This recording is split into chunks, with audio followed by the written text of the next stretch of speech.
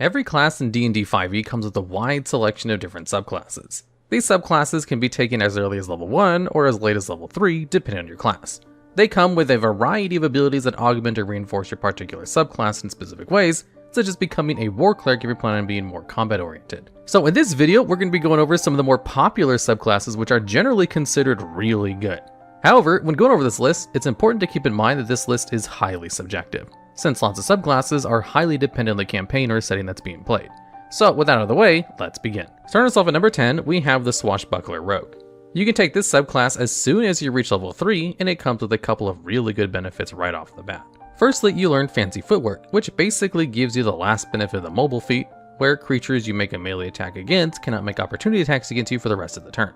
And it doesn't matter whether you hit a target or not, so if you ever need to make a quick getaway, this is a fantastic option to help guarantee a nimble escape. You also learn Rakish Audacity, which allows you to add your charisma modifier to all your initiative rolls, as well as an additional way for you to proc sneak attack. Normally, you need to have advantage on your attack rolls or have a creature that's hostile towards your target, whether it's an ally or not, within 5 feet of your target, while also not having any disadvantage at all for either condition in order to perform a sneak attack. With Rakish Audacity, you can now also proc sneak attack by simply being within 5 feet of a creature whenever you make an attack roll, so as long as there aren't any other creatures within 5 feet of you or you have disadvantage on that attack roll. You still follow the regular rules for sneak attack, like needing to use a range or finesse weapon as well.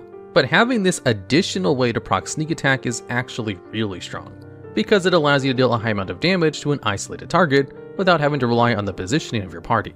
And if you combine this with Cunning Action, your second level feature that allows you to use the dash, disengage, or hide actions as a bonus action in order to move up to a creature, attack it, then move back to your original position without worrying about opportunity attacks due to Fancy Footwork.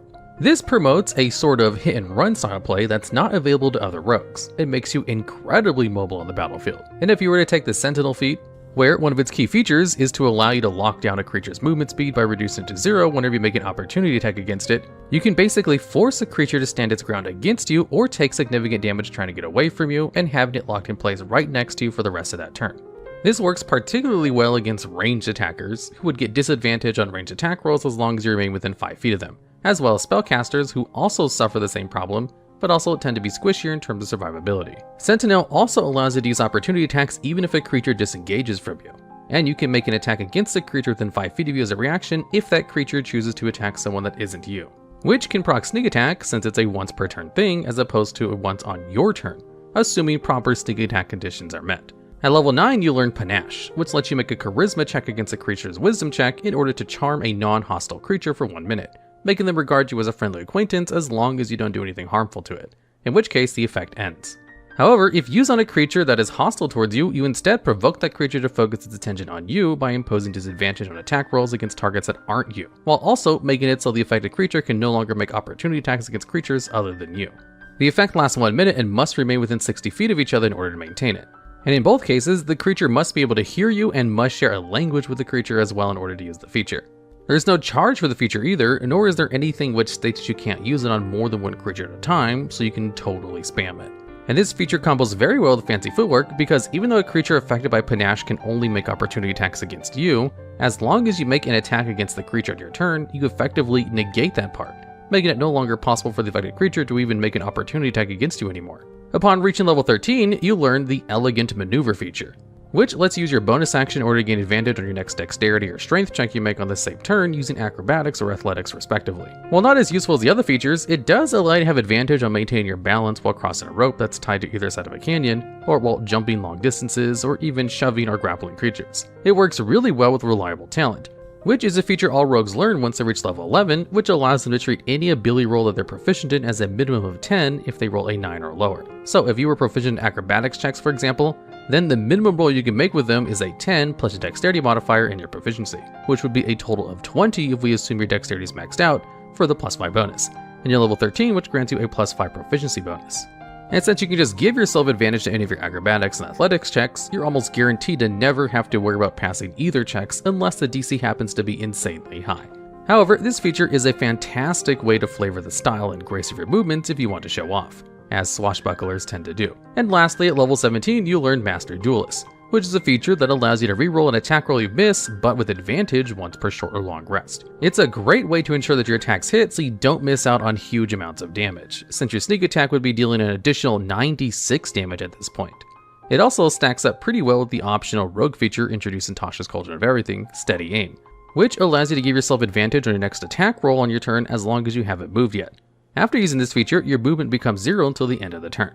So if you use Steady Aim to give your attack advantage and were unfortunate enough to miss, you basically make the attack again with advantage, since Master Duelist doesn't require an action order to use, nor does it eat up your reaction either. And all of these features combined help make this subclass a sublime combat class with just a tiny bit of flavor and RP tools thrown in, while also allowing rogue players to play the class in a less traditional way compared to the other rogue subclasses. And just being able to deal a huge amount of damage while also being able to just maneuver around the battlefield with relative ease is both really fun and really powerful, making the Swashbuckler the perfect class to start off this list. Which leads us to the Gloom Stalker Ranger, the number 9 pick for this list, and acts as the perfect contrast to the Swashbuckler. Where Swashbuckler is all about getting in your enemy's face, the Gloom Stalker Ranger prefers to remain hidden and out of sight, only striking from the shadows. You gain a Gloom Stalker magic starting at level 3, which adds 1 additional spell of each spell level to your ranger spell list and doesn't count towards the spells you already know. When you first learn this feature, you'll learn the Disguise Self spell. At level 5, you learn Rope Trick. Level 9, you learn how to cast Fear. At 13, Greater Invisibility. And at level 17, you learn Seeming. Disguise Self and Seeming are both excellent spells to use when you and your party need to avoid being recognized. They both share the same limitations, but Seeming can affect your entire party, while Disguise Self only works on you. Fear and Greater Invisibility are both fantastic spells to use during combat as well, allowing you to inflict the frightened condition on affected creatures through the use of Fear, or granting you and your party members advantage on all their attacks while being almost impossible to hit for up to 1 minute with Greater Invisibility. Rope Trick is kind of an outlier, however there are plenty of ways you can use it outside of combat and is as strong as you make it. If you and your party are in the middle of a dangerous dungeon full of deadly traps and fiendish monsters and require a short rest, then not only can this spell provide you the time you need to finish one rest, but also provides a safe place to rest without having to worry the possibility of being interrupted, since Rope Trick allows you to pull the rope up into the extra dimensional space created by it. You might also be able to get away with using this spell as a way of setting up a way to eavesdrop on important NPCs, since you'll be able to see anything going on outside of the extra dimensional space. But they won't be able to see you from outside of it, so as long as you pull the rope up inside of it whenever you enter. So the amount of use you can get out of Rope Trick kind of depends on the player that uses it. For example, there might be an extremely niche situation where you encounter a creature with tremor sense, such as an Umber Hulk, which would allow them to sense where you are based on vibrations on the ground. So if you cast Rope Trick and simply hang on to it without going inside of it, you can effectively bypass that creature's tremor sense and still remain invisible to creatures with dark vision. And Umber Hulk is a perfect example of such a creature, as it possesses both dark vision and tremor sense. Moving on, at level 3, you also gain the Dread Ambusher feature, which does 3 things for you. First, it lets you add your wisdom modifier to your initiative rolls. Secondly, your walking speed increases by 10 feet at the start of your first turn in combat and ends at that same turn. And lastly, if you take the attack action on the turn you have this increased movement, you can make 1 additional weapon attack as part of that action, dealing an extra 1d8 damage of the weapon's type whenever it hits, effectively giving you 3 attacks at the start of combat if we factor in extra attack, which you learn at level 5. You also gain Umbral Sight, granting you dark vision out to a range of 60 feet. Or increased by an extra 30 feet if you already have dark vision from your race. You are also invisible to creatures that rely on dark vision to see you while you're inside darkness, meaning you will always have advantage when attacking creatures that rely on dark vision, since you are unseen, and creatures will have disadvantage making attacks against you for the same reason. For a level 3 feature, Umbral Sight is extremely powerful, since it allows you to effectively hide from a lot of creatures, even unintentionally, since there's no way to turn this feature off. And Dread Ambusher is just extra damage you get to do on your first turn in combat that doesn't require to use additional resources.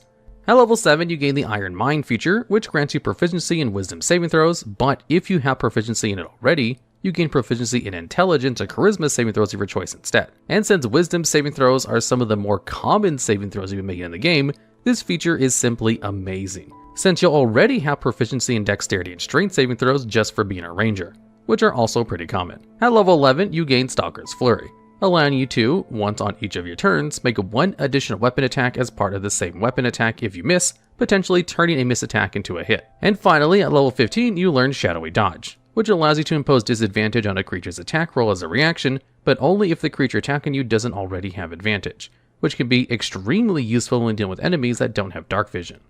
Just like the Swashbuckler, most of the Gloomstalker's powers come from the subclass feature it learns at 3rd level. However, the rest of its kit also combos pretty well with itself. For example, if one of the 3 weapon attacks you use at the start of combat misses, you can still use Stalker's Flurry in order to make an additional attack for the turn in order to try and get that extra hit in. However, you won't be able to deal the extra damage from Dread Ambusher if you end up missing with its extra attack, since Stalker's Flurry requires you to make an attack roll, which is separate from the extra attack roll. But even then, this is still more damage you would be doing otherwise, and that is only a good thing. Gloomstalker Ranger is an amazing subclass and deserves a spot on this list because of all of the features it learns that are not only really good, but do a very wonderful job at playing well with each other. There are no bad or dead feats, and even the extra spells they learn aren't anything to be sniffed at either. So if you want to take advantage of striking from the shadows, the Gloomstalker Ranger is an excellent pick for that sort of thing. And at number 8, we have the Totem Warrior Barbarian. This Barbarian subclass thrives on being able to specialize at certain areas depending on whichever totem spirit you choose upon reaching level 3. You can choose between 5 different totem spirits, which consist of bear, eagle, elk, tiger, and wolf, all of which grant you unique benefits as you level up. If you choose to have the bear as your totem spirit, then you gain resistance to all damage except psychic damage while you're raging, making you almost impossible to kill by conventional means due to the high amount of hit points barbarians tend to have. If you pick Eagle, then other creatures have disadvantaged opportunity attacks against you while you're raging and you aren't wearing any heavy armor, which allows you to be a little bit more mobile around the battlefield without much risk as you normally have. Plus, you get to use your dash action as a bonus action as well. Elk allows you to increase your walking speed by 15 feet while you're raging and not wearing heavy armor, which is very important to barbarians since they can sometimes struggle reaching creatures that have chosen to distance themselves from you just outside of your range. Tiger lets you add 10 feet to your long jump distance and 3 feet to your high jump distance, which can allow you to jump over a large pit and secure a rope to the side for your party members. And finally, Wolf gives your friends advantage on melee attack rolls against hostile creatures within 5 feet of you, which just increases your party's overall chance to hit enemies. Also, at level 3, you learn Spirit Seeker, which just lets you cast the Beast Sense and Speak with Animal spells as rituals. These are mostly just flavor, but can allow you to have a way to communicate with wildlife if you ever want to get information out of the dark forest you're about to walk into, for instance. Once you reach level 6, you can gain the Aspect of the Beast, which allows your Spirit Totem to bestow a new gift to you. You can choose the same animal you chose at level 3, or you can choose a different one for this ability. Bear Totem gets double their carrying capacity, and now has advantage on strength checks that are made to push, pull, lift, or break objects, which makes it easier to break down that stubborn door your rogue has failed at picking the lock for without having to consume your rage for this advantage. Eagle allows you to see up to 1 mile without difficulty while also being able to discern fine details of something you can see within 100 feet. Also, Dim Light no longer imposes disadvantage on wisdom checks using your perception, making this work extremely well with races that have dark vision, since dark vision only treats darkness as dim light. And since dim light is treated as lightly obscured, you would still have disadvantage on perception checks, which would now be eliminated by this subclass feature. Meanwhile, Elk gets to double the travel pace of themselves and up to 10 companions as long as they're within 60 feet of you and not incapacitated, effectively halving travel time between cities or other destinations. Tiger allows you to become proficient in 2 skills of your choosing, consisting of Athletics, Acrobatics, Stealth, and Survival, which all have their own benefits. And lastly, Wolf lets you track creatures more easily without stopping, and you move at a normal pace while you're stealth, which can be useful for hunting down an important target while also not wanting to waste time. Upon reaching level 10, you'll learn how to commune with nature as a ritual spell, allowing you to summon a spiritual version of the animal that you picked from either of your level 3 or level 6 subclass feature in order to acquire knowledge the spell grants you. And the knowledge you acquire are as follows. You gain knowledge of the land within 3 miles of you if you're outdoors, or 300 feet if you're inside a cave or other natural underground area.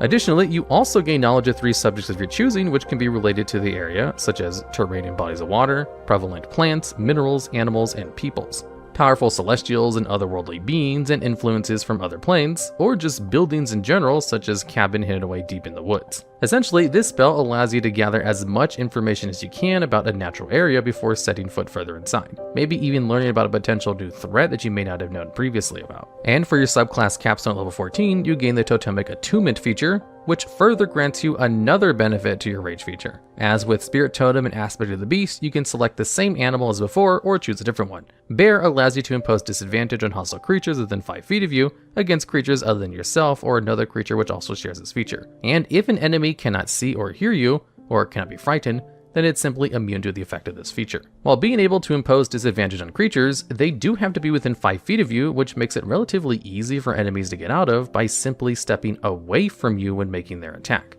Of course, they will have to eat an opportunity attack from you if they were to do that. Eagle grants you a flying speed equal to your current walking speed, with the caveat that you must land by the end of your turn, or else you will fall as long as nothing is already holding you up, like some rope or a tree branches you might have grabbed onto. However, it does allow you to reach creatures on higher elevation than you, which is very useful. Elk allows you to use your bonus action while you move in order to pass through the space of a larger or smaller creature. When you do so, the creature must make a strength saving throw against your strength DC or be knocked prone, taking 1d12 plus your strength modifier and bludgeoning damage, which can be useful if you ever find yourself surrounded or cornered, or to even just put yourself in a better position against a large creature. Tiger allows you to make an additional weapon attack against a large or smaller creature as a bonus action, as long as you move at least 20 feet in a straight line towards said creature. And as for Wolf, this allows you to use your bonus action in order to knock a large or small creature prone whenever you hit with a melee attack with no saving throw in order to prevent it, which is not that hard due to the fact that Barbarians just love to give their attacks advantage to the use of the reckless attack feature, despite the cost that other creatures have advantage against them with their attacks. There are a lot of options you can choose from in order to create a Totem Warrior Barbarian catered to your playstyle. And while most of these features don't exactly combo into each other or fit together, they can still offer unique benefits that you wouldn't get out of other Barbarian subclasses. For example, if you were to take Elk at level 3 and then combine it with Eagle at level 14, then while you're raging, you effectively have a flying speed of at least 55 feet if you account for the 15 bonus from the Spirit Totem's Elk, and a 10-foot bonus from the fast movement which all Barbarians learn at 5th level. And of course, you can increase the movement even further through something like the mobile feat, or be in a race which allows you to have more than 30 feet of walking speed by default, such as the Zephyr. However, the biggest and most obvious reason this subclass is considered so powerful is because of the Bear Spirit that you can pick at level 3. And the reason it's so good is not only because you take half damage from every damage type in the game, barring Psychic, but because it is the most generically useful out of every other Spirit Totem option.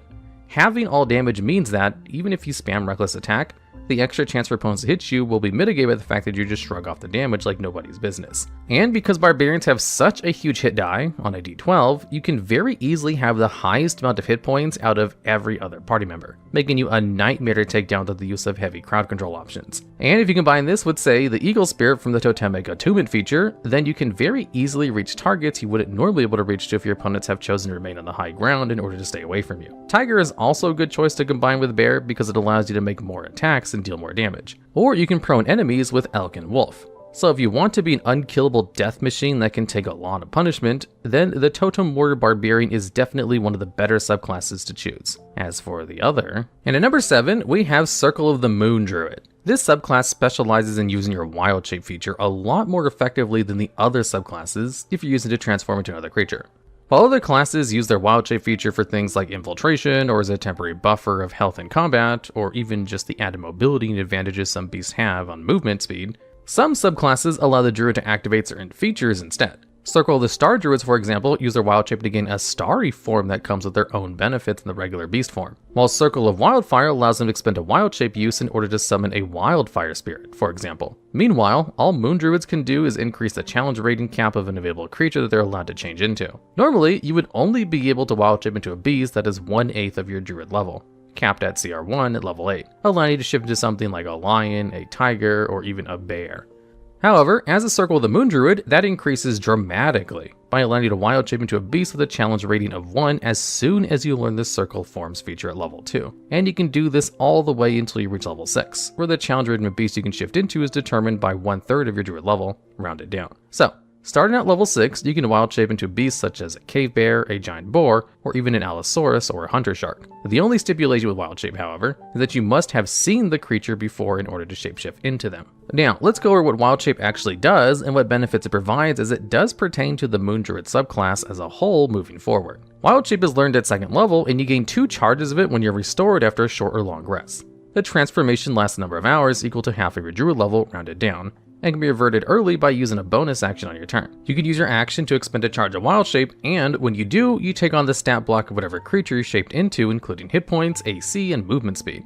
However, you retain your own intelligence, wisdom, and charisma score, only taking on the strength, dexterity, and constitution scores of the creatures you're shifted into. Your skill and saving throw proficiencies are also kept, but you also gain the proficiencies of the creatures as well, while also allowing to use their higher bonus if it happens to have a higher one than your own bonus. And if you fall unconscious, die, or your hit points are reduced to 0 while transformed, you simply revert back to your original form with hit points you had before, applying any leftover damage to your original hit points, if any. You also can't cast any spells while you're in the transformed state, However, you can maintain concentration on a spell that's been cast before you use Wild Shape, nor does Wild Shape prevent you from using actions which are part of the spell, such as Call Lightning, which allows you to use your action to repeat its effect of damaging a creature. Actions which require your hands are limited to whatever your creature can do, so no climbing trees as a horse. And in terms of your class features, you get to retain any benefits you've gained through your class, your race, or any other source, like feats, and even use them in your transformed state. A good example of this is taking one level of Monk and gaining the Unarmored Defense class feature, which allows you to calculate your AC while not wearing armor or wielding a shield as 10 plus your Dexterity modifier plus your Wisdom modifier, which in turn allows you to use the AC calculations instead of the AC of the creature you're currently transformed as.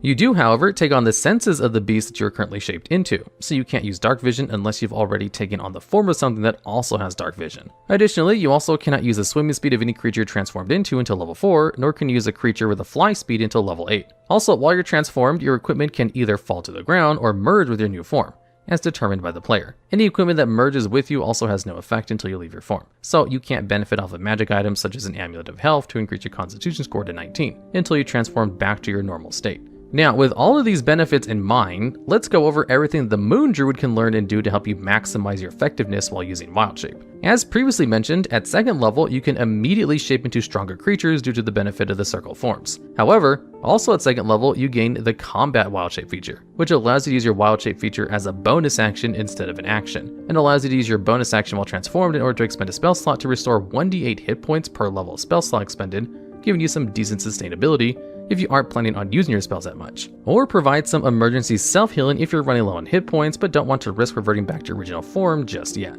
Once you reach level 6, your attacks in beast form now count as magical, which is extremely useful and necessary, as creatures that resist or nullify non-magical damage start becoming very common at higher levels. At level 10, you learn Elemental Wild Shape, which allows you to transform into an air, earth, fire, or water elemental instead of a beast, albeit at the cost of expending 2 uses of your Wild Shape. And these forms are both very powerful and very tanky, since their hit points range from 90 hit points for an air elemental and 126 hit points for the earth elemental, while also maintaining a respectable amount of damage while providing other benefits, such as making targets prone through the use of the elemental's whirlwind ability, while also making them take extra damage if they get flung into a wall or other solid object. Or setting creatures on fire through the use of the fire elemental's fire form, which allows it to move onto creature spaces and light them on fire, dealing 1d10 fire damage when you first enter the space, and another 1d10 fire damage at the start of each of those creatures' turns. You can also achieve the effect by simply attacking a creature with a melee attack, and in both cases, creatures can take an action in order to douse the flame so as not to take any more damage, and all without requiring a saving throw, I might add.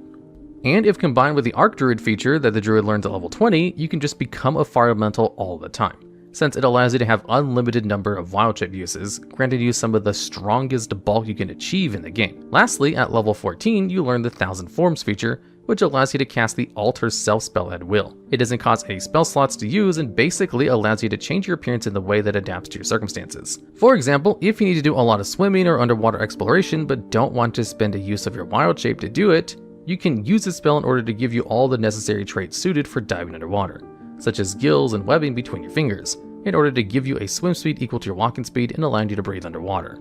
You can also change your entire appearance to whatever you want, including your race or the sound of your voice, which can be very useful if you wish to disguise yourself or you just want to remain inconspicuous for whatever reason. You can also grow natural weapons such as claws or fangs, which gains a bonus of +1 to attack and damage rolls and count as magical unarmed strikes that you're proficient in that deal 1d6 bludgeoning, piercing, or slashing damage, depending on the nature of the natural weapons you're using. So, what makes this subclass so powerful in comparison with the loads of other subclasses in the game? Well, for starters, being able to wild shape into a creature with a challenge rating of 1 right at level 2 is already very strong. You see, challenge rating is the game's way of allowing you to determine what kinds of creatures your party can fight and how much trouble they will have doing it. Challenge rating also assumes a party of 4 player characters are facing it, so it can be assumed that a party of 4 level 2 adventurers might have trouble fighting a single cave bear, which has a challenge rating of 2. However, this isn't always the case, and some creatures of higher CR can definitely be weaker than creatures of lower CR.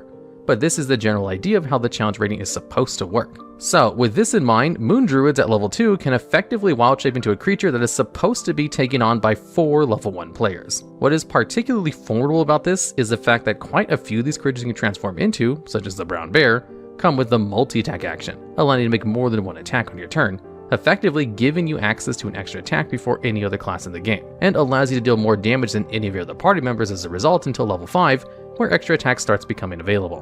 While most creatures you can turn into tend to have low AC values, they can usually make up for that in the large amount of hit points they can have. Using the brown bear as an example again, it has an AC of 11, fairly low, but possesses 34 hit points to compensate, which is still a pretty big buffer. To put this into perspective, the max amount of hit points a level 2 fighter can have, if they rolled max with 16 constitution, is around 26 hit points, and a barbarian's max hit points at level 2 is 30, assuming the same constitution score. So already you have more hit points than your average party member, and you can do this twice per rest, effectively giving you 68 hit points of a buffer before dipping to your actual hit points, if you use the wild shape feature wisely. And at level 6, the best monster to transform into, regardless of hit points, is the Giant Constrictor Snake, which has 60 hit points and can also grapple and restrain opponents' movement speeds to 0, while also giving your party members advantage when attacking that creature while imposing disadvantage on that creature's own attack rolls and dexterity saving throws. And that's not even scratching the surface of what you can do as a Moon Druid, both from a combat perspective and from a role-playing one. And then, of course, once you reach level 20, you can just wild shape into a fire elemental as many times as you want, effectively giving you an infinite amount of hit points as long as you don't die before it's your turn after being bombarded with every attack the DM might reasonably throw at you as a punishment for your hubris. However, being a nearly unkillable tank is why Moon Druid earns its spot on this list, since after level 5, its overall damage starts to fall more in line with the rest of the party. And at number 6, we have the Genie Warlock. This subclass actually has a lot of customization flexibility when it comes to how you want to create it. At first level, you get to pick one of 4 Genie kind patrons, with each representing a different element, with Dao representing Earth, Jin representing Air, Ifriti for Fire, and Merid for Water. From there, you learn bonus spells based on your chosen patron, which you can choose to learn whenever you learn a new Warlock spell, along with some overall generic spells that they all get. There are way too many spells to go over, but most of them add a lot of variety and versatility that other Warlock subclasses simply don't have. However, the most notable spell on this list by far has to be the spell Wish. It's a 9th level spell which includes a whole bunch of effects, such as being able to cast any 8th spell or lower without meeting any of the requirements for it, including components. However, you can basically wish for anything with this spell and it just sort of happens. It is widely considered the most powerful spell in the game, and in fact, many tables will ban the spell or make it extremely hard to acquire as a result. And tables that do include it are likely to also include a monkey paw effect, where your wish may be granted but doesn't actually grant it in the way you might want it to, essentially corrupting the wish. And despite the fact that this spell does come with a set of conditions that occur after using the spell for any effect other than casting 8th level spell or lower, due to the fact that it takes a lot of energy to do so, Wish is still worth using just for the control this spell provides over their own destiny. However, because you can't use this spell until level 17, there are other features that the Genie Warlock has that are much more worth going over, since they'll be more relevant to you as the player. Genie's Vessel is also learned at level 1 and allows you to choose a magical vessel, such as an oil lamp or an urn, and lets you magically enter the vessel by touching it. You can remain inside of it for a number of hours equal to twice your proficiency, and any items stored inside of it remain there until you take them out. So you can basically treat your vessel as a bag of holding, so as long as there's room for everyone's stuff, so long as you don't store any that needs to be taken out shortly after, since you can only enter your vessel once per long rest. Also, the vessel has an AC equal to your spell save DC and hit points equal to your Warlock level plus your proficiency bonus. And if your vessel is ever destroyed, anything stored inside of it appears in an occupied space closest to the vessel's original space and are not harmed in any way. Losing or having your vessel destroyed is not a huge loss, as you can spend an hour to perform a ceremony in order to just replace it. Another thing you can do with the Genie Vessel feature is deal extra damage equal to your proficiency bonus to creatures hit with an attack roll once on each of your turns. The damage type of this extra damage can be either bludgeoning, thunder, fire, or cold damage, depending on whatever patron you chose. Next up is the level 6 feature, Elemental Gift, which grants you resistance to the damage type that's determined by your patron's kind, and you can use your bonus action in order to give yourself a fly speed of 30 feet for 10 minutes, while also allowing you to hover, which is different from normal flying because hovering means you can't fall out of the air while flying if you're knocked prone, your movement speed becomes 0, or otherwise deprive the ability to move, making you a more difficult target to deal with as opposed to the other subclasses that grant the ability to fly. And you can do this as a bonus action a number of times equal to proficiency bonus and regain all expended uses after a long rest. At level 10, you gain the Sanctuary Vessel feature, allowing you to take up to 5 willing creatures within 30 feet of you into your vessel with you. Everyone that remains in the vessel for at least 10 minutes gains the benefit of a short rest. It increases any healing they gain from spending hit dice as part of the short rest by adding your proficiency bonus. So if you and your party need a quick rest but don't have an hour to spend, then this feature basically eliminates the need of fighting adequate time to do so. This also eliminates the problem of Warlocks needing a constant 1 hour short rests to restore their spell slots, and can reduce the amount of downtime your party has during an important mission or dungeon. Finally, at level 14, you learn the Limited Wish, which works exactly like the Wish spell, but only for 6th level spells and lower, while also not including the other effects of Wish. The spell must also have a casting time 1 action in order to be used, and once you use this feature, you can't use it again until you've finished 1d4 long rests. So, if you want a little preview of what you have to look forward to once you reach level 17, Limited Wish does a good job of that since there's so many good spells which are 6th level or lower. Globe of Invulnerability is a 6th level concentration spell that lasts for up to 1 minute, and creates a 10-foot radius barrier which nullifies any spells of 5th level or lower if it's upcasted. Heal is a 6th level spell which can restore 7 hit points to a creature within 60 feet and ends blindness, deafness, and disease. Destructive Wave is a 5th level spell which can deal 5d6 radiant damage and 5d6 thunder damage to creatures you choose within 30 feet of you, while also having a chance to make creatures fall prone. Polymorph is a 4th level spell which lets you turn a creature into a beast, which in itself is strong when used on an ally to turn them into a T-Rex or giant ape. And the list goes on and on. There is just so much flexibility with the subclass, and their Sanctuary Vessel feature also does a really good job of covering one of their weaknesses Warlocks tend to have, which is requiring frequent short rests. And while it might not be a common problem, reducing the time it takes to benefit from short rest from 1 hour all the way down to 10 minutes can make a huge difference regardless. And your vessel can also act as a pseudo bag of holding since it allows you to store stuff inside of it very easily. And to top it off with the fact that they also gain access to the Wish spell, which makes the subclass absolutely bonkers. And at number 5, we have the Echo Knight Fighter. This subclass features a very unique way of playing a fighter in that you basically make shades of yourself in order to fight for you and deal damage to your enemies from a much greater distance than you normally would, while also maintaining a fair amount of utility. You can take this subclass as soon as you hit level 3, and what you learn are 2 things. The first feature you learn is Manifest Echo, which allows you to, first, use your bonus action in order to manifest an echo of yourself in an unoccupied space you can see within 15 feet, and last until it's destroyed or dismissed by using your bonus action, manifest another echo, or if you become incapacitated. Its AC is 14 plus your proficiency and immunity to all conditions, but only has 1 hit point. Whenever it makes a saving throw, it uses your saving throw bonus for the roll, occupies spaces, and is the same size as you. While the echo is out, you can have it move around up to 30 feet without taking any action, but it's destroyed if it ever ends its turn more than 30 feet away from you. As for what you can do with this echo, there are 3 things with it. The first thing you do is use your bonus action in order to spend 15 feet of your own movement in order to swap places with your echo, effectively working as a mid-range teleport since you can have your echo move to a point where it is 30 feet away from you, teleport, then use the remainder of your movement to move wherever you want. The second thing you do is make any attack you do, as part of your action, originate from your echo, effectively allowing you to attack different targets from different parts of the map. And it isn't all that hard to pull off either, because all you have to do is use your bonus action, have your echo attack a creature 30 feet away from you wherever you summoned it, then use the remainder of your movement to reposition yourself out of range or hide from whatever enemy you just attacked. Then repeat next turn since the echoes aren't on any sort of charge system. The third thing you can do with your echo is make opportunity attacks through your echo if a creature moves at least 5 feet away from it.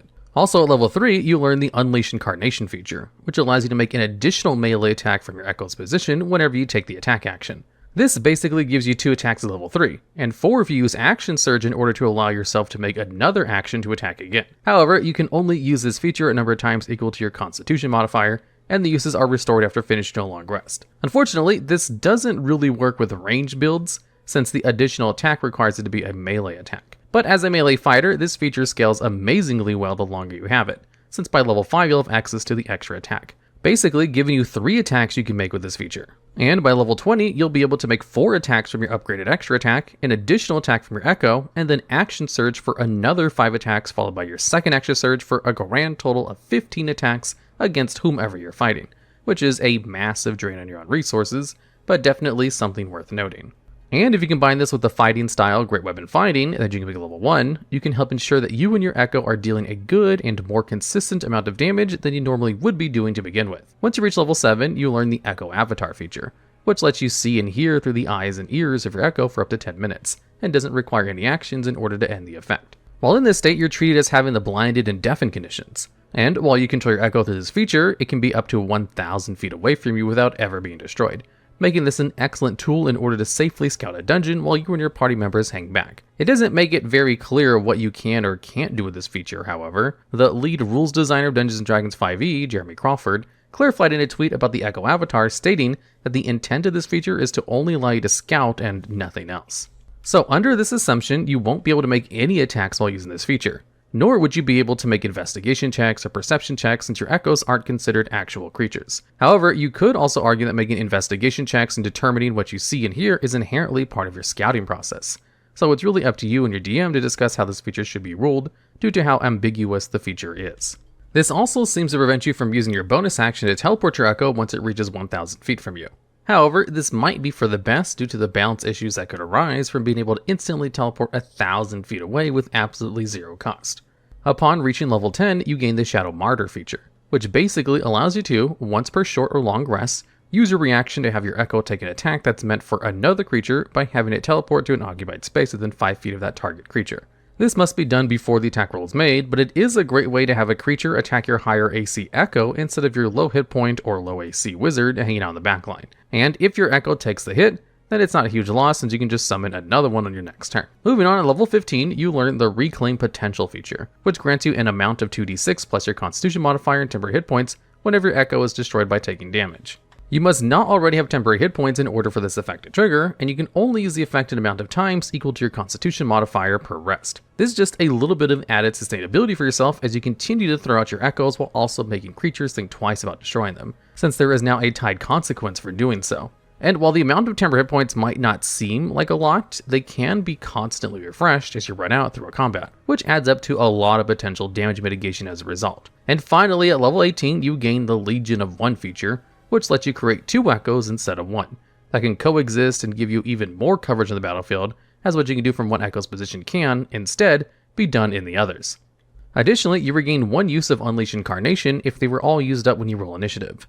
So while this feature doesn't let you make 2 additional attacks or anything from your echoes, it does allow you to be in more places around the battlefield. So now we dig into the reason this subclass is powerful and why it deserves its spot on this list. Firstly, this subclass accomplishes something that no other fighter subclass can do, and that's make melee attacks at range. You don't need to be within 5 feet of your opponent if you want to hit them with your greatsword, since you can instead call upon your echo 15 feet away from you and walk 30 feet to make your attack for you with no real consequences for doing so. In fact, you potentially can be rewarded for it, since if they get destroyed, you gain temporary hit points through the use of the Reclaim Potential. And the fact that it only requires your bonus action in order to manifest an echo, and doesn't require a charge, makes this subclass have some of the best recursion out of any other in the game. So if you're looking for a subclass that uses melee weapons, but you also want the potential to deal range damage with those weapons, then the Echo Knight Fighter is definitely a solid pick.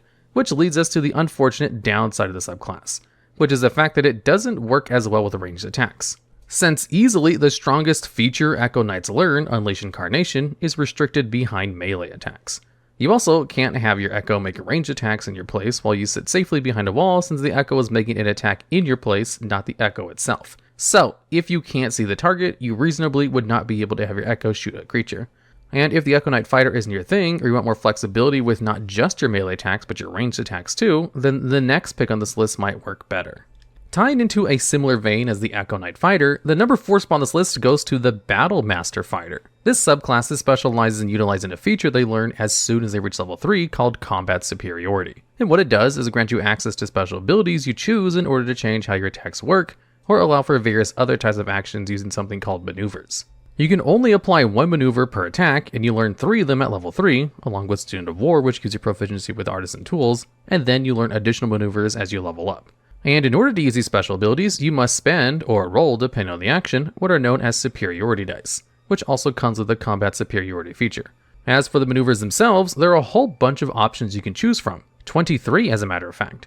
And going over each and every single one of them would basically take an entirely separate video, so instead we'll be going over a couple which help the most in showcasing what the Battle Master Fighter can be capable of. Commander Strike allows you to forego one of the attacks of your attack action in order to use your bonus action to direct a friendly creature to use their reaction to make a single weapon attack at the cost of 1 superiority die, which can come in handy if you know that your ally can deal more damage to a creature than using your second or third attack from your extra attack.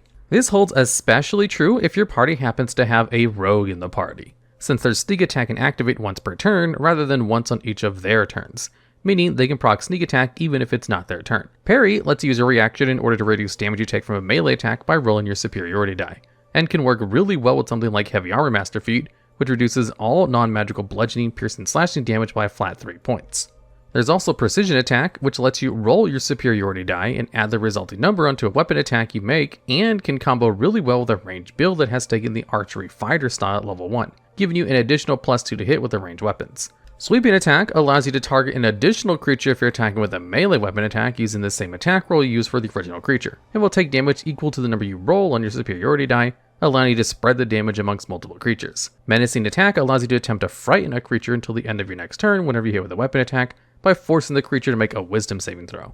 Trip Attack lets you add your superiority die directly to your weapon's damage roll while also imposing a strength throw in order to try and knock a creature prone that is large or smaller. And the list goes on and on.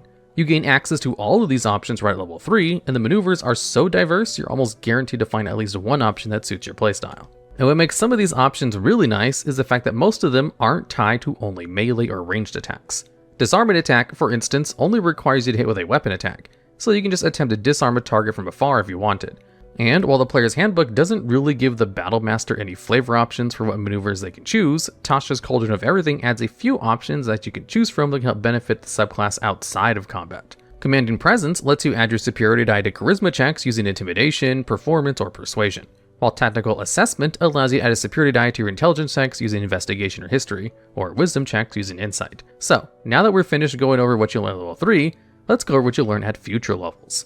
Starting at level 7, you learn 2 additional maneuvers, and gain 1 additional superiority die. You gain the Know Your Enemy feature, which allows you to spend at least 1 minute observing or interacting with a creature outside of combat in order to size them up and determine what aspects of the creature are superior, inferior, or equal to your own prowess, based on 2 of the following things: their strength, dexterity, or constitution scores, armor class, current hit points, total class levels, or fighter class levels, if any. This feature can be a great way to determine whether or not you should or could pick a fight with someone while also gathering information from a potentially important target. Information is very good to have in almost any game, and what you do with that information can completely make or break a situation you and your party might find yourself in. So, knowing whether or not you can take out someone easily in a tense situation can actually be useful information to learn, as it can help determine who your party should focus their attention on in combat if it were to arise. Moving on to level 10, you not only learn 2 additional maneuvers, but your superiority die also upgrades from D8s to D10s. And then at level 15, along with learning another 2 maneuvers and gaining another superiority die, you also gain the Relentless feature, allowing you to regain 1 superiority die at the start of the initiative if you don't have any available. And then, finally at level 18, your superiority die upgrades to D12s. So, as you can see, at face value, the subclass levels don't seem very exciting. They don't really learn new things in the same manner as other subclasses. For instance, a Hexblade Warlock learns Armor of Hexes at level 10 and is a fixed feature they will always learn no matter what. However, for Battlemaster fighters, your features are essentially whatever you choose them to be. This makes Battlemasters unique in that every subclass level they reach is almost never the same as another Battlemaster, allowing for a whole bunch of flexibility and versatility in terms of both playstyle and flavor or roleplay. Aside from Know Your Enemy, pretty much every feature they learn is dedicated towards augmenting the main feature you learn starting at level 3. And the reason why Battlemaster fighters earn this on this list is because, unlike Echo Knight fighters, this subclass works for pretty much any style of fighter. And while most subclasses have you learn features which can wildly change how a class can play, such as the Swashbuckler Rogue, the Battlemaster Fighter feels like an extension of the normal fighter class, just with an added twist that it's easy to use, versatile, and powerful. But if you're looking for something that's less about hitting hard and debilitating your enemies, then the next 3 subclasses are definitely worth taking a look at. Which brings us to number 3 spot on the list, we have the Twilight Domain Cleric. This subclass is all about supporting your allies by bestowing certain buffs on them to aid exploration or survivability. You gain access to your main at level 1 and learn some bonus spells that come with it as you level up, such as Fairy Fire and Moonbeam, along with gaining proficiency with martial weapons and heavy armor. Through the Eyes of Night feature, you gain dark vision out to a range of 300 feet, and you can use an action in order to share that dark vision with willing creatures within 10 feet of you, up to a number of creatures equal to your wisdom modifier for 1 hour. You can also give yourself or another creature advantage on the next initiative roll made by that creature through the use of the Vigilant Blessing feature, which is also learned right at level 1. Moving on to level 2, you gain access to your Channel Divinity feature, Twilight Sanctuary. What it allows you to do is create a 30-foot aura of dim light around you for 1 minute, which provides 1 of 2 benefits for creatures that end their turn in the sphere. You can either grant temporary hit points equal to 1d6 plus your cleric level, or end a charm or fear effect on the creature. This is an amazingly powerful feature, especially for only being level 2, because you can essentially provide an infinite buffer to everyone's hit points every single turn that they're in the aura. And at lower levels, this buffer can equal quite a large chunk of your own hit points, since most creatures will have around an average 20 hit points, depending on how well they've rolled. And unlike the Echo Knight's Reclaim Potential feature, Twilight Sanctuary doesn't require the affected creature to not have temporary hit points. meaning you can always attempt to refresh them by overriding their existing buffer, since the rules for temporary hit points says that you can choose which source of temp HP to take. An affected creature can always take the highest value when they end their turn within your aura. Aside from that, the second benefit of this feature, the Charmed and Frightened recovery portion, essentially grants your party pseudo-immunity to those effects as long as they somehow end their turn within your aura. And since these effects can be used on yourself, you can always cleanse yourself being frightened. However, there is a case to be made for cleansing charms on yourself, since in most cases, charm has a stipulation where you only know that you were charmed once the effect ends and not during the effect itself, such as through the Charm Person spell. And because you have to actually make the decision to cleanse charm on yourself at the end of your turn, there is an argument that can be made as to whether or not you know you're being charmed in the first place. And just like other Channel Divinity features, you gain more charges of this feature once you reach level 6 and 18, allowing you to use Twilight Sanctuary in more combats. Continuing on to level 6, you gain Steps of Night, granting you a flying speed equal to your walking speed for 1 minute, so as long as you use your bonus action while in dim light or darkness in order to activate it. At first glance, this might feel limiting because you can only activate this ability while you're inside dim light or darkness. However, because your Twilight Sanctuary automatically emanates dim light, you can effectively create an area dim light purely for the purposes of activating this feature. And since you're primarily going to activate Twilight Sanctuary in combat, Steps of Night can be kind of seen as an upgrade to the feature due to the fact they combo so well together. And having access to a flying speed at level 6 is so amazingly powerful, since it allows you to better position yourself if you ever need to stay out of the reach of melee-oriented creatures while also keeping your allies inside your aura or pelting enemies with arrows or ranged spells. At level 8, you gain Divine Strike, which allows you to add 1d8 radiant damage to one of your weapon attacks you hit with once on each of your turns, scaling up to 2d8 at level 14, which is pretty standard fare for most clerics, barring a couple of exceptions. As well as all clerics, this feature can be replaced with the optional feature from Tasha's Cauldron of Everything, Blessed Strikes, allowing you to, instead, deal an extra 1d8 radiant damage whenever you hit with a weapon attack or cantrip, giving you a bit of variety in how you use this extra damage at the cost of not being able to scale later on. And lastly, at level 17, you gain the Twilight Shroud feature, which provides half cover to you and your allies while inside your Twilight Sanctuary. Half cover provides +2 to your AC and dexterity saves, which isn't the biggest bonus in the world. However, a +2 to all of your allies' AC can still be pretty good even at higher levels. It can make your tanks a little tankier by being able to just barely not get hit by something, or give your wizard just enough AC to shield through an incoming attack. And aside from having a +2 to dexterity saves, that's kind of where the benefits of this capstone end. However, when compared to some of the other cleric capstones, such as the Death Domain's improved Reaper feature, which comes with a lot of restrictions due to limitations on the necromancy spells they have access to, Twilight Shroud is actually pretty good, since it's basically always on whenever you use Twilight Sanctuary. There's nothing special you have to do, and it's just another benefit that gets added to it automatically. Obviously, the main draw of the subclass is its Twilight Sanctuary feature, providing extra survivability overall to both you and your allies, increasing the amount of punishment you can take altogether. Another reason Twilight Domain clerics are so powerful is because they learn spells which also work really well with Twilight Sanctuary. Aura of Vitality is a 3rd level concentration spell which creates a healing aura in a 30-foot radius around you for up to 1 minute, and allows you to use your bonus action in order to heal one creature within your aura for 2d6 hit points, allowing you to provide bulk with Twilight Sanctuary as well as healing. Aura of Life is a 4th level concentration spell which lasts up to 10 minutes and also creates a 30-foot aura, which grants a resistance to necrotic damage to non-hostile creatures while also making it so they're unable to have your maximum hit points reduced, as well as reviving creatures of 1 hit point if they start their turn inside the aura with 0 hit points. And with Circle of Power, a 5th level spell with the same casting properties of Aura of Life, you can provide your allies with advantage on saving throws against spells and magical effects, and take no damage against a spell if the saving throw normally would cause you only take half damage instead. And all of these conveniently match the radius of your Twilight Sanctuary, which gives you many ways to create a single powerful aura that can be very difficult to deal with when combined with spells which also create auras.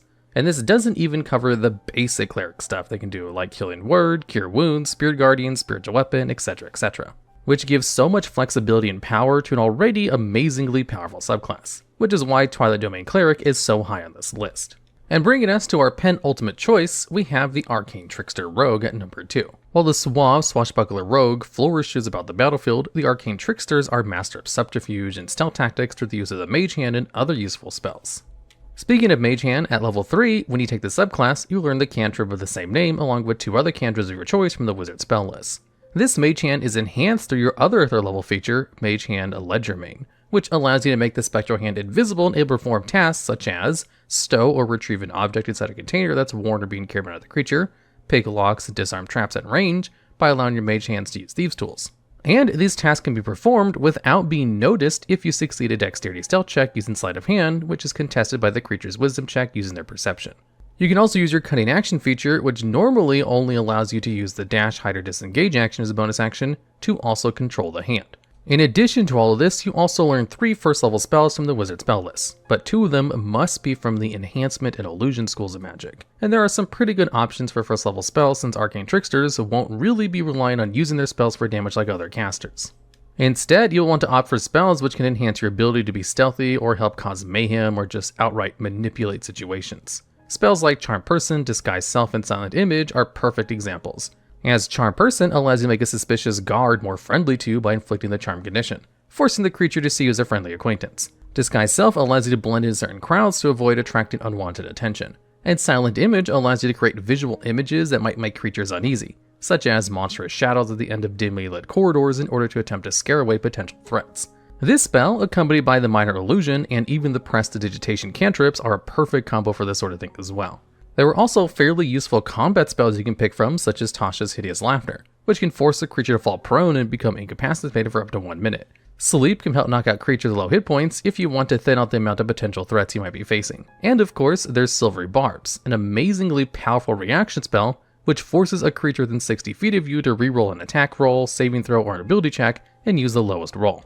After that, you can choose a creature within range, including yourself, to have advantage on the next attack roll, saving throw, or ability check for 1 minute, which can be a great way to give yourself advantage in order to proc sneak attack while also just making a creature fail an important saving throw against something like Charm Person, since it allows a second chance at charming the creature again.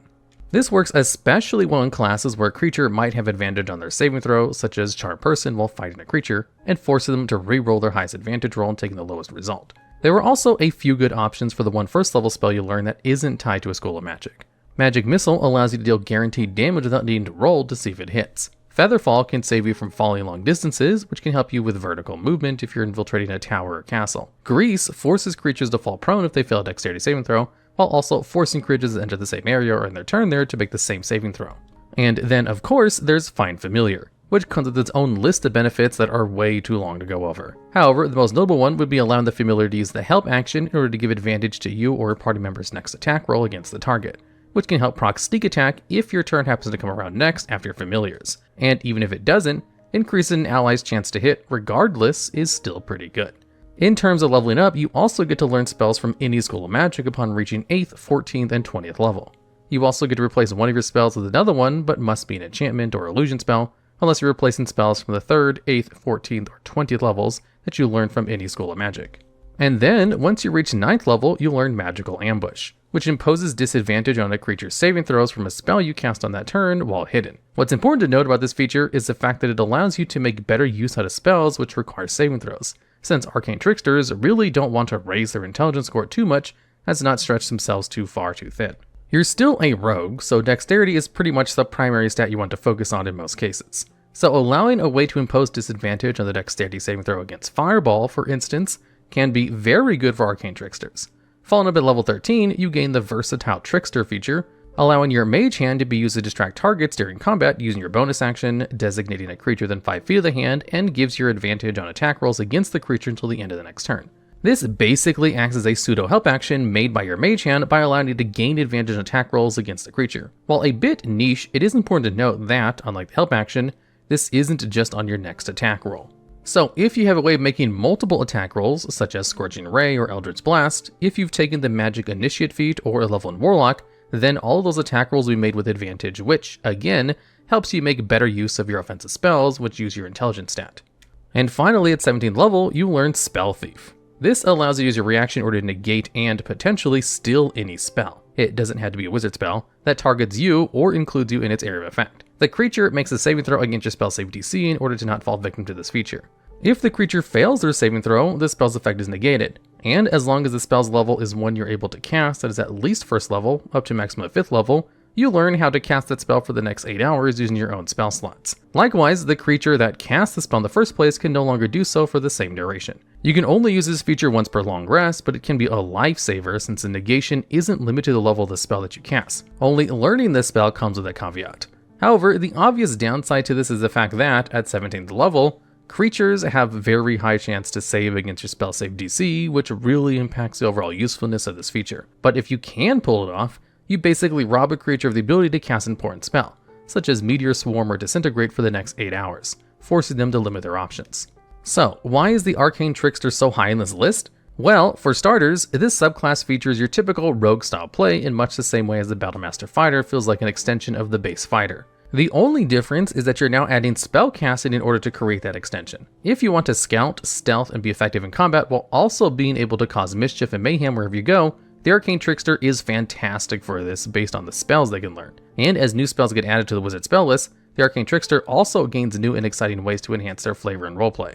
And the amount of use you can get out of Mage Hand, especially since it can be invisible now, are endless. While a lot of what this subclass can do is mostly up to the player, there aren't very many subclasses that enhance the overall existing nature of a class as much as Arcane Trickster does, by allowing you to further fulfill the role as a truly stealthy character. But even when it comes to combat, you still have access to powerful options such as Booming Blade, which can proc sneak attack for extra damage that you might not get anywhere else. You need to also be able to combine this with the second level spell Shadow Blade, which allows you to create a shadow sword that deals 2d8 psychic damage and counts as a finesse weapon that you're proficient in. However, since the change of Booming Blade makes it so that now requires a melee weapon worth at least 1 silver piece, this is technically no longer possible, rules as written. Though, some tables might still allow this, as it's not exactly the most broken thing in the world. Arcane Tricksters earns its spot on this list due to the amount of creativity this subclass enables through its spells, Mage Hand, and the very nature of being a rogue itself. And finally, at number 1, we have the Divine Soul Sorcerer. This subclass allows you to function as a blaster caster and a party support character by giving you access to not only the Sorcerer spell list, but also the Cleric spell list as well, providing excellent options to deal amazing damage with spells like Fireball, keeping your party members alive with healing spells like Cure Wounds and Revivify, as well as being able to apply the flexibility and versatility of various different kinds of metamagic options to boot. And how this works is, when you take this subclass at first level, instead of learning spells from the Sorcerer spell list, as you normally would, you can also learn spells from the Cleric spell list as well. However, you are still confined to the same number of spells you learn as you normally would. You just get more options to choose from. What's good about this, though, is that the Cleric spells that you can learn also count as Sorcerer spells, which also allow you to cast them based on your Charisma modifiers rather than Wisdom like Clerics would. You also get to choose an affinity pertaining to the source of your divine power, which provides you an additional spell that doesn't count towards the spells you can learn already. The affinities you can pick are Good, Evil, Law, Chaos, and Neutrality, which all teach you Cure Wounds, Inflict Wounds, Bless, Bane, Protection from Good and Evil, respectively. You are also Favored by the Gods, allowing you to roll a 2d4 and add that total to a missed attack roll or failed saving throw once per short or long rest. And then, once you reach level 3, you learn how to spend sorcery points in order to utilize various metamagic features, which allows you to basically modify all of your spells in various ways depending on the options you select. For example, you can make your Inflict Wounds target a creature from 30 feet away rather than from touch range using the Distance Spell metamagic. Or you can twin cast Healing Word to 2 different party members using the Twin Spell metamagic option. You could also bestow Curse to afflict someone with a debilitating curse without them even realizing it if you use it with the Subtle Spell metamagic option, since the spell doesn't require a material component. And Subtle Spell will eliminate the requirement for a verbal or somatic component as well, making spells like Bestow Curse unable to be perceived at all. And the list goes on and on. Once you reach level 6, you gain Empowered Healing, which allows you to, once per turn, spend 1 sorcery point in order to reroll any number of dice you or an ally within 5 feet of you roll to determine the amount of hit points restored from a spell, allowing you to potentially heal allies a lot better in cases where you rolled 1s. And at level 14, you gain Otherworldly Wings, which grants you a fly speed of 30 feet by using your bonus action and can be dismissed in the same way. And just for flavor, the appearance of the wings depends solely on whatever affinity you chose as the source of your divine power. So your wings would appear bat-like if you chose the Evil or Chaos affinity, for instance. And lastly, at level 18, you learn Unearthly Recovery, which lets you, once per long rest, restore half of your maximum hit points as a bonus action if you are ever below half health, adding a little bit more survivability to your class. And while these features are pretty good on their own, the real power of the Divine Soul Sorcerer comes from how much of their potential for power gets front-loaded right from level 1, and only continues to get stronger as you gain levels. Having access to 2 separate spell lists is extremely powerful, especially since a lot of metamagic options aren't actually balanced around spell lists other than sorcerer spells. You can, for instance, increase the duration of 8 to 16 hours using the Extended Spell metamagic option, effectively allowing you to have a pseudo-permanent increase to your party maximum's HP if you were to cast it right before taking a long rest, or even as soon as you wake up, if you're okay with being down a spell slot. The amount of utility this subclass provides is by far some of the best and widespread than any of the spots on this list. simply because you have the choice of picking between spells from 2 different lists, which both interact differently to your main sorcerer features, and it has a lot of potential of turning your character into an absolute beast of a support or offensive character, which is why this subclass takes number 1 spot on this list. Alright, and that's the list. This list was especially hard to put together because, at the end of the day, subclass power is really hard to quantify solely on what abilities they have and what they can theoretically do. Most subclass powers tend to rely more on the campaign setting and the player that uses the subclasses in unique ways. The important thing to remember is to have fun with your favorite subclass and not to worry about being the best. And speaking of favorite subclasses, what are some of your favorite subclasses to play that you don't really see too much of? Are there any other ideas for future top 10s involving subclasses, or just top 10s in general? If so, I'd love to read them down in the comments below. And take care.